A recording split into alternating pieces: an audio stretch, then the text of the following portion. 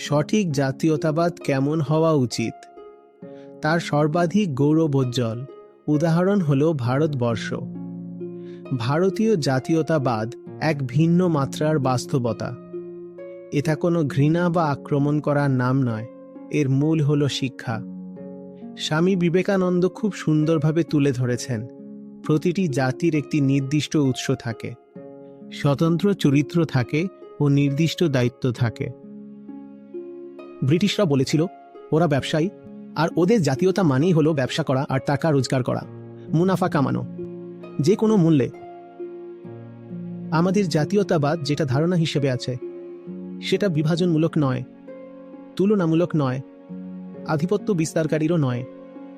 অথচ সাধারণভাবে জাতীয়তাবাদ মানে দাঁড়ায় আমি এখানে জন্মেছি, এটা আমার দেশ, আমার মাটি, আমার সংস্কৃতি, আমার ইতিহাস, সুতরাং আমি প্রতিবেশীর চেয়ে এক ধাপ উপরে।